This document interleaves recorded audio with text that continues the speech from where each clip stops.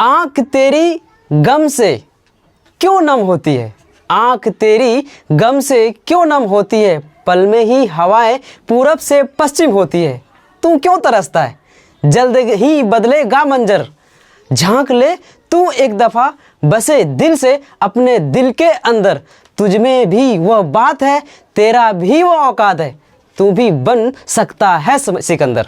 चलिए आज हम लोग यहीं से क्लास की शुरुआत करते हैं। हम लोग आज क्लास 10th का मैथ का ऑब्जेक्टिव पढ़ेंगे।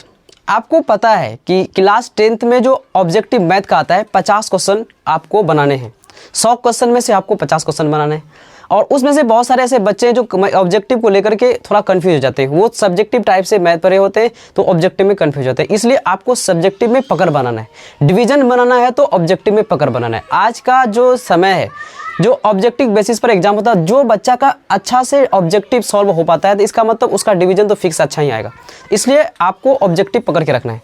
तो देखिए हम लोग आज ऑब्जेक्टिव जो सॉल्व करेंगे उस क्वेश्चन को सॉल्व करेंगे जो क्वेश्चन बार बार रिपीट होता है और जो क्वेश्चन का आने का ज़्यादातर संभावना है और वो क्वेश्चन जो आया हुआ है और उसी से संबंधित आएंगे। तो इसलिए हम लोग देखिए कौन क्वेश्चन पहले लिए। पहला क्वेश्चन देखिए 2019 में ये क्वेश्चन पूछा जा चुका है। क्वेश्चन क्या, यदि p+1 2p+1 4p-1 AP पे है तो p का मान क्या होगा। आपको पता है कि AP जो अर्थमेटिक प्रोग्रेस होता है यानी कि समांतर श्रेणी, आपको पता है क्या होता है। समांतर श्रेणी में जो पदों का अंतर होता है वो समान होता है, यानी कि जब भी किसी दो पदों को आप घटाएंगे तो हर पदों का अंतर जो होगा वो बराबर निकलेगा। जैसे 4 से आप 2 घटाइए 2 निकलेगा, 6 से 4 घटाइए 2 निकलेगा, 8 से 6 घटाइए 2 निकलेगा। इसको हम लोग क्या कहेंगे कि ये जो संख्या है ये AP में है क्योंकि पदों का अंतर क्या है, समान है। तो इसके भी बारे में बोला कि ये भी AP में है तो इसका मतलब इसका भी पदों का अंतर क्या होगा, समान होगा। यानी कि जब दो पदों को घटाएंगे तो उसका भी अंतर क्या होगा, बराबर होगा। जैसे यहाँ पे बराबर हो रहा है, जब 4 को हम 2 से घटाए तो 2 आया, 6 से 4 को घटाए भी तो 2 आया। तो उसी तरह से जब इसको घटाएंगे इससे और इसको घटाएंगे इससे तो दोनों में जो निकलेगा जो रिजल्ट वो दोनों क्या होगा, आपस में बराबर होगा। तो वही चीज़ हम यहाँ पे करके देखते हैं। तो यहाँ पे क्या है 2p+1 में से दूसरे पद में से क्या कर रहे हैं, पहले पद को घटा रहे हैं p+1। उसी तरह से बराबर होगा किसका, जब इस पद को इस दूसरे पद को पहले पद से घटाएंगे। यहाँ पे क्या है 4p-1 को हम घटा रहे हैं किससे, 2p+1 को हम घटा रहे हैं। यहाँ से आप देखिए इसको सॉल्व कीजिए। सबसे पहले ब्रैकेट को सॉल्व करेंगे तो क्या रिजल्ट निकलेगा, 2p+1 माइनस को p प्लस से गुना। यहाँ पे देखिए p के आगे क्या चिन्ह दिखाई दे रहा है, कोई साइन नजर नहीं आता, यहाँ पे प्लस है। माइनस को प्लस से गुना कर कीजिएगा क्या होगा, माइनस होगा। यहाँ पे p है, p ये माइनस से ये भी गुना होगा, माइनस प्लस माइनस 1। यहाँ पे 4p-1 माइनस को फिर यहाँ प्लस से गुना कीजिएगा, माइनस प्लस माइनस हो जाएगा। ये 2p है 2p, फिर ये माइनस प्लस से गुना होगा माइनस 1। अब इसको सॉल्व कीजिए, 2p यहाँ पे 1p यहाँ पे, 2p में से 1p खत्म हो जाएगा, कितना p बचेगा 1 2p। 1 के आगे माइनस, यहाँ 1 के आगे प्लस, माइनस 1 प्लस 1 0 हो गया। यहाँ पे ध्यान दीजिए, अब इसको 2p में से 1p घटा दिए 1p आ गया। अब यहाँ पे देखिए 4p यहाँ पे 2p यहाँ पे, 4p में से अब 2p घटाइएगा कितना p बचेगा, 2p बचेगा। उसके बाद -1 यहाँ पे -1 कितना होगा, -2 हो जाएगा। अब क्या कीजिए, जो p वाला टर्म है बराबर के इस पार लेते आते हैं तो यहाँ पे p, इस 2p को बराबर के इस पार लाएंगे तो -2p हो जाएगा। इधर क्या बचेगा, -2 होगा। 2p में से 1p अगर घटाएंगे तो कितना p बचेगा, -1p, क्योंकि ये बड़ा इसके आगे माइनस का साइन लगा हुआ इसलिए यहाँ पे माइनस का चिन्ह होगा। अब उसके बाद यहाँ पे क्या है, -2 माइनस से माइनस खत्म, तो यहाँ p बराबर कितना निकला 2। यही आपको पूछा था, ये एक बार नहीं, इससे आने वाले जो अगले साल 2020 पे उसमें भी इस टाइप का क्वेश्चन पूछा है। तो आने वाले शिफ्ट में आने वाले साल पे ये फिर पूछेंगे इस टाइप का क्वेश्चन, रिलेटेड यही होगा। इसलिए आपको इस क्वेश्चन को सॉल्व करना है बार बार। तो आप देखिए कितना आसान क्वेश्चन है, ये AP से रिलेटेड क्वेश्चन था, ये हो गया आपका आंसर। इसी तरह से आपको फिर अभी देखते हैं ये जो क्वेश्चन है, ये भी क्वेश्चन 2019 में आया हुआ क्वेश्चन है। इस क्वेश्चन को बहुत सारे ऐसे स्टूडेंट्स हैं जो कि इसको बेसिक से सॉल्व करेंगे। ऑब्जेक्टिव सब्जेक्टिव दिखाई देता है लेकिन इसको ऑब्जेक्टिव के नज़रिए से सॉल्व करना है। ऑब्जेक्टिव बोले तो सेकंडों में आंसर करना है। तो इसके लिए क्या होगा, आपको कॉन्सेप्ट तो पता होना चाहिए। अगर आपका कॉन्सेप्ट क्लियर है तो इस क्वेश्चन को देखने में लगता है कि कितना बड़ा क्वेश्चन होगा, पता नहीं, लेकिन सही बात है, इसको अगर आप बेसिक से सॉल्व कीजिएगा तो थोड़ा सा बहुत लॉन्ग जाएगा प्रोसेस। लेकिन इसको हम लोग देखेंगे कितना आसानी के साथ हल्के पे इसको सॉल्व करते हैं ऑब्जेक्टिव के तरीके से, यानी कि जो तरीका होना चाहिए ऑब्जेक्टिव को सॉल्व करने का वो तरीका देखिए क्या है। क्वेश्चन में बोला है कि शंकु का जो आयतन है 1500 सेंटीमीटर स्क्वायर है। क्वेश्चन के अंदर जो पहले दिया रहता है हम उसको सबसे पहले ध्यान देते हैं और उसको सबसे पहले देखते हैं कि उससे हम क्या क्या निकाल सकते हैं। देखिए क्या दिया है कि शंकु का आयतन 1500 सेंटीमीटर स्क्वायर है, तो हम लिख दिए शंकु का आयतन सेंटीमीटर क्यूब। शंकु का आयतन कितना है, 1570 है। यहाँ पे आप ध्यान दीजिए, शंकु का जो आयतन होता है इसका फॉर्मूला क्या होता है। आपको पता है कि शंकु जो होता है वो, इसका शंकु का जो आकृति होता है ये आकृति होता है शंकु का, और जो इसका ये आधार वाला जो पार्ट है, ये आधार वाला पार्ट आप देख रहे हैं, ये आधार वाला पार्ट क्या नजर आ रहा है आपको, एक वृत्त के आकार का नजर आ रहा है। तो ये तो एक वृत्त है। आधार जो शंकु का वो क्या नजर आ रहा है, एक वृत्त नजर आ रहा है। आपको पता है कि जो वृत्त है, वृत्त का जो क्षेत्रफल होता है वो क्या होता है, वो वृत्त का क्षेत्रफल होता है पाई आर स्क्वायर। वृत्त का क्षेत्रफल पाई आर स्क्वायर। क्वेश्चन में देखिए क्या क्या दिया है, शंकु का आयतन बोला 1570 है, और शंकु का आयतन का जो फॉर्मूला होता है वो क्या होता है, शंकु का आयतन होता है 1/3 पाई आर स्क्वायर एच बराबर 1570। शंकु का आयतन दिया होता है 1570। शंकु का आयतन का फॉर्मूला क्या होता है, 1/3 पाई आर स्क्वायर एच, ये बराबर किसका है, 1570 का बराबर है। आगे देखिए, हमसे पूछा है कि शंकु की ऊंचाई बताइए। ये शंकु की ऊंचाई बोले तो ये एच निकालना है। ये सब इसका मतलब ये है कि ये सब को हमको देखना है कि क्या ये दिया हुआ है। अगर आप देखेंगे यहाँ पे बोल दिया है कि आधार का जो क्षेत्रफल है, आधार का क्षेत्रफल 314 सेंटीमीटर स्क्वायर है। किसका आधार, शंकु का आधार। आपको पता है कि जो शंकु का आधार होता है वो कैसा आकार का होता है, वो एक तरह से वृत्त के आकार का होता है, और वृत्त का क्षेत्रफल क्या होता है, पाई आर स्क्वायर। इसका मतलब जो आधार का जो क्षेत्रफल है, आधार का जो क्षेत्रफल है वो पाई आर स्क्वायर कितना दिया हुआ है, ये पाई आर स्क्वायर का वैल्यू दे दिया 314। बच्चा यही कंफ्यूज हो जाता है कि ये इसको लॉन्ग कर देता है, लेकिन नहीं, आपको समझना है कॉन्सेप्ट। आपको अगर पता है तो जरूरी नहीं है आपको यहाँ से लेकर के यहाँ तक लाना है। तो इस क्वेश्चन को अगर आप बेसिक से सॉल्व भी कीजिएगा तो बहुत दूर जाएगा, लेकिन आपको यहाँ पे समझना है क्वेश्चन क्या बोल रहा है, क्या दिया हुआ है। बच्चा कंफ्यूज हो जाएगा इस पे कि यहाँ पे बोला आधार का जो क्षेत्रफल है 314। आधार क्या है, यहाँ पे आप देख रहे हैं कि ये वृत्त के आकार का है, और वृत्त का क्षेत्रफल क्या होता है, पाई आर स्क्वायर। मतलब पाई आर स्क्वायर का वैल्यू ही दिया हुआ है, कितना है, 314 है। तो ये कितना दिया हुआ है, 314। अब बैठा दीजिए 1/3 की जगह 1/3, ये पाई आर स्क्वायर, ये पाई आर स्क्वायर का वैल्यू कितना है, 314। ये आधार का क्षेत्रफल है, ये जो पाई आर स्क्वायर है यही है आधार।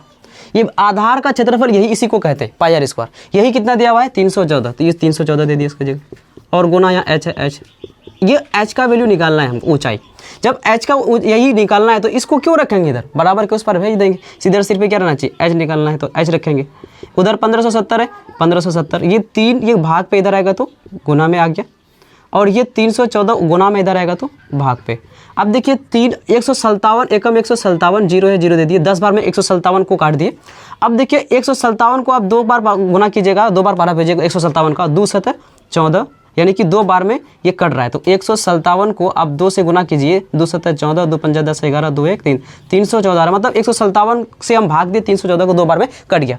फिर ये 2 से भाग कीजिए, 10 को 2 5 10। तो यहाँ पे h बराबर कितना निकल गया, 5 गुना 3 5 दिया 15, यानी h का वैल्यू निकल गया 5 दिया 15।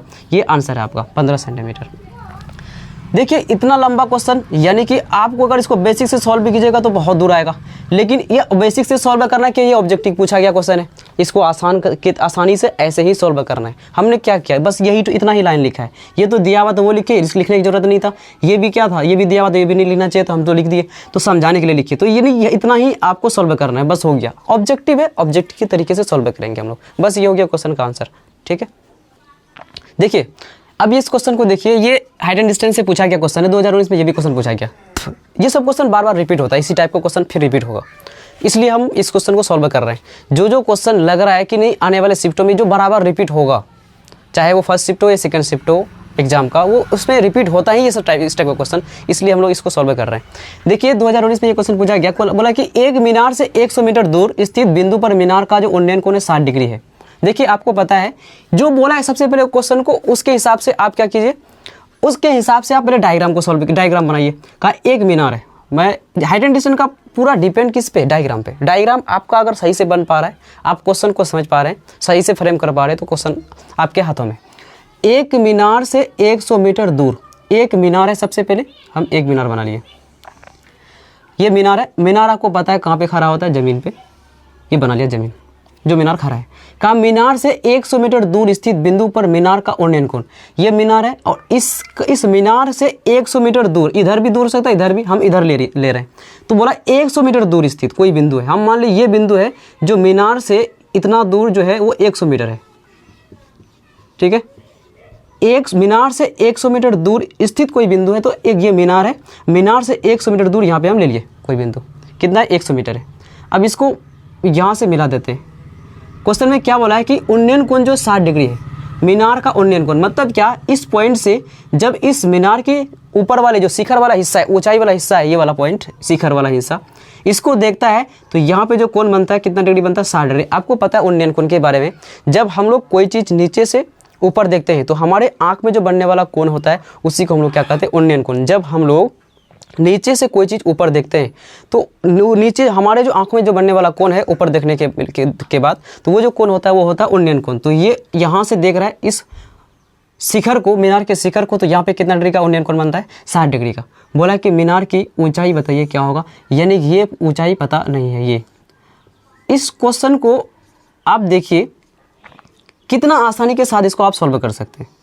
और इस टाइप का क्वेश्चन लगभग कोई ऐसा साल नहीं गुजर रहा है आज का, जब अभी के समय में, जो नहीं पूछता है। तो आपको हल्के में एक तरह से मार्क्स मिल रहा है।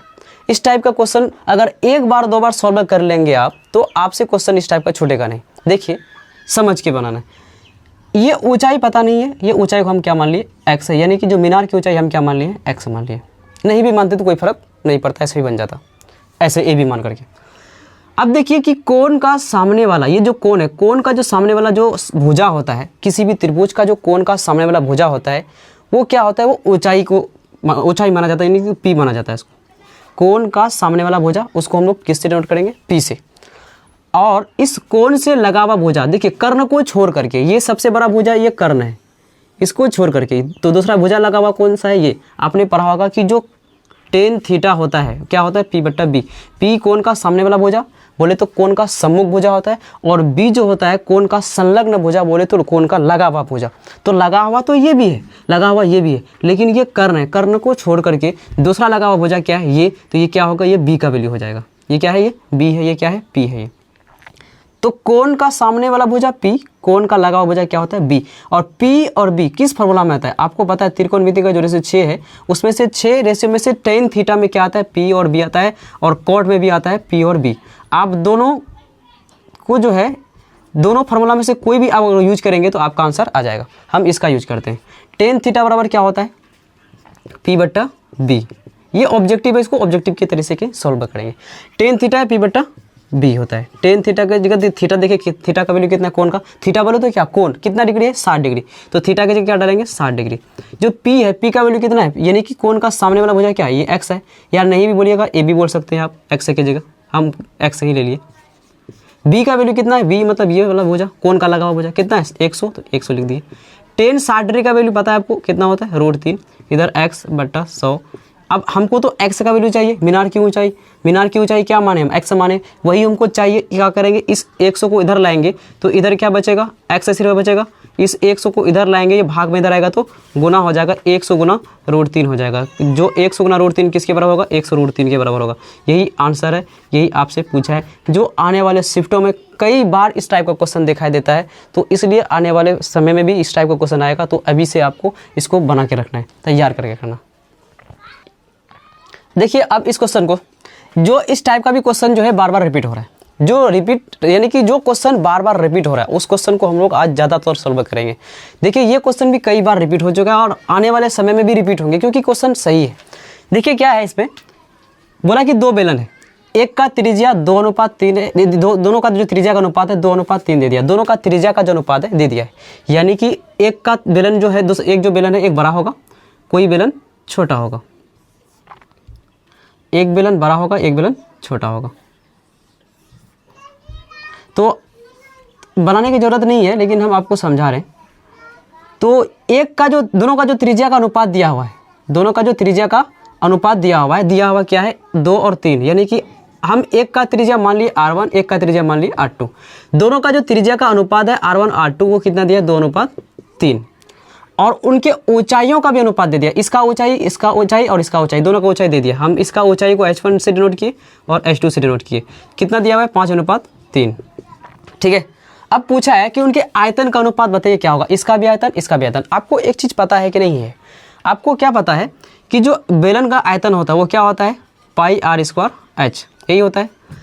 तो इसका आयतन निकालेंगे तो πr²h, यानी इस पहला बेलन का जो त्रिज्या है वो क्या है r1 है, और इसका जो ऊंचाई वो कितना माने हम h1 माने, तो r1 का स्क्वायर h1 का स्क्वायर h1।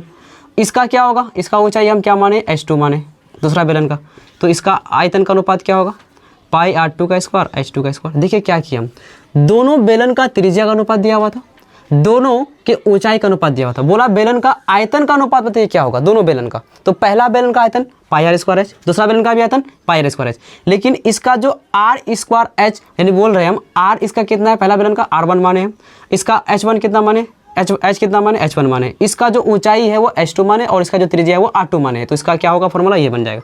अनुपात पूछा है तो अनुपात यानी कि अनुपात का चिन्ह दे दिए, दोनों का आयतन का ये अनुपात दे दिए।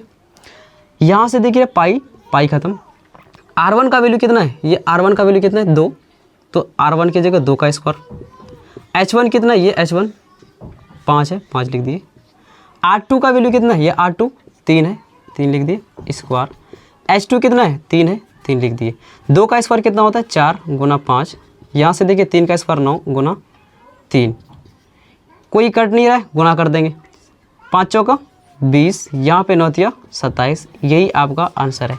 जो इस टाइप का क्वेश्चन कई बार रिपीट हुआ, आपको सिर्फ यहाँ पे क्या समझना था कि बेलन का जो आयतन होता है कि क्या होता है पाई आर स्क्वायर एच होता है, दो ठो बेलन है, एक का त्रिज्या r1 मान लिए, दूसरा का ऊंचाई और दूसरा का क्या मान लिए r2 मान लिए, और एक का जो पहला जो बेलन उसका ऊंचाई h1 मान लिए, दूसरा का h2 मान लिए, तो यहाँ से पाई जो कांस्टेंट है पाई पाई तो कट ही जाएगा। तो इसलिए जब भी आप आगे इस टाइप के क्वेश्चन को सॉल्व करेंगे तो अब पाई को कंसिडर नहीं करना है, डायरेक्ट क्या करना है दोनों का, हम अगर रहते इस क्वेश्चन को सॉल्व इस तरह इतना नहीं करना है, डायरेक्ट क्या करना था यानी कि r1 का स्क्वायर यानी 2 का स्क्वायर, h1 कितना h कितना 5, उसके बाद इसका 3 का स्क्वायर कितना कर देते 3 कर देते, 2 दूनी 4 4 5 20, यहाँ पे 3 3 9 27, यहीं तक आंसर है, इतना करने का जरूरत नहीं है। लेकिन आपको हम बेसिक से ये समझा दिए कि इस टाइप से यहाँ पे पाई पाई कट ही जाएगा, पाई एक कांस्टेंट वैल्यू जो दोनों में आएगा दोनों से कट ही जाएगा, इसलिए पाई को कंसिडर नहीं करना है, इस तरह से आसानी के साथ आप सॉल्व कर सकते हैं। ये भी आप आसानी के साथ अगर आपको कॉन्सेप्ट पता है तो इतना करने की जरूरत नहीं, इतना में ही आंसर है आपको, ठीक है। उसके बाद देखते हैं आगे वाला क्वेश्चन।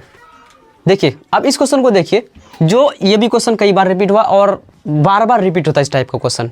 आप अगर शिफ्ट देखेंगे फर्स्ट शिफ्ट सेकंड शिफ्ट कोई भी ईयर का, तो उसमें से एक इस ये जो टाइप है इस द्विघात समीकरण का, ये टाइप आपको देखने के लिए पक्का मिलेगा। तो अब देखिए इस क्वेश्चन को कैसे सोल्व करेंगे। बोला कि द्विघात समीकरण px square plus 4x plus 3 बराबर 0, द्विघात समीकरण दे दिया है px का स्क्वायर प्लस 4x प्लस 3 बराबर 0, ये दिया हुआ है। आपको पता है कि एक्स स्क्वायर के आगे जो गुणांक रहता है जो वाला टर्म उसको हम लोग ए से डिनोट करते हैं, उसको वो क्या है p है। एक्स का आगे जो गुणांक रहता है वो क्या होता है, वो b का वैल्यू होता है जो +4 है। c का वैल्यू जो लास्ट में अचर पद रहता है, जो अचर संख्या कोई भी संख्या हो वास्तविक संख्या वो क्या होता है, वो c का वैल्यू होता है 3। a b c यहाँ से द्विघात समीकरण से आप निकालिए। जो द्विघात समीकरण दिया था अब इससे इतना निकाल लिए कि क्या हमने इससे ले सकते हैं। उसके बाद बोला कंडीशन दिया है कि मूल बराबर है, जब भी किसी द्विघात समीकरण का मूल बराबर, आपको पता होना चाहिए द्विघात समीकरण के 3 कंडीशन है सॉल्व करने का। तो अभी आपको क्या दिया कंडीशन, देखिए कि बोला है कि मूल बराबर है। कोई भी द्विघात समीकरण है अगर उसके बारे में कंडीशन ये दे रखा है कि मूल बराबर है, इसका मतलब क्या है कि वहाँ पे जो डी का वैल्यू है, विवेचक जिसको आप लोग कहते हैं, डी का जो वैल्यू वो कितना है, वो 0 है। मूल बराबर तभी होता है जब डी का वैल्यू क्या होता है, 0 होता है। तो यहाँ से अब डी बराबर 0 कर दिए। अब देखिए ये कंडीशन आपको सेटिस्फाइड, अब इसके अनुसार आपको चलना है। डी क्या होता है, बी का स्क्वायर माइनस 4ac, यहाँ पे बराबर 0 है, बराबर 0। अब इस वैल्यू इस फार्मूला पे वैल्यू पुट कीजिए, यहाँ पे बी है, बी का वैल्यू कितना है 4, तो 4 का स्क्वायर माइनस 4, ए के जगह कितना है पी लिखे, सी का जो वैल्यू वो कितना है 3 है, 3 लिखे, बराबर 0 है, 0 लिखेंगे। 4 को 2 बार गुना करेंगे, 4 का स्क्वायर 4 चौका 16, माइनस 4 को 3 से गुना करेंगे, 4 तिया 12, गुना पी 12p बराबर 0। 16 यहाँ पे 12p को बराबर के उस पर भेजेंगे तो प्लस 12p हो जाएगा। हमको p का मान निकालना है तो p बराबर ये 16, 12 को इधर लाएंगे तो 16 भागा 12 हो जाएगा। 4 से कटाइए, 4 तिया 12, 4 चौका 16, तो p का वैल्यू है कितना निकला 4/3। यही आपका आंसर है, ठीक है। इस टाइप से क्वेश्चन आसानी के साथ आप सॉल्व कर सकते हैं, लेकिन कंडीशन आपको द्विघात समीकरण का पता होना चाहिए। देखिए 3 कंडीशन है, एक है डी का वैल्यू जब 0 हो जाए, तो इस स्थिति में समीकरण द्विघात समीकरण क्या होता है कि 2 बराबर मूल होते हैं। तो मूल बराबर कब होता है, जब डी बराबर 0 और जब मूल वास्तविक और असमान हो। तो मूल वास्तविक और समान कब होता है, जब डी का वैल्यू बड़ा हो 0 से। और ये इस स्थिति में क्या होता है, मूल द्विघात समीकरण का वास्तविक और असमान होता है। 2 अलग अलग मान निकलते हैं एक्स का। जब कंडीशन ऐसा दे दिया जाए कि जो डी का वैल्यू वो 0 से छोटा हो, इस कंडीशन में समीकरण कोई हल होता ही नहीं है। तो आपको ये तीनों कंडीशन याद रखना है। इससे रिलेटेड कभी भी क्वेश्चन पूछा जा सकता है और पूछा गया है कई बार। इससे रिलेटेड हम लोग भी क्वेश्चन करेंगे, ठीक है। उसके बाद देखिए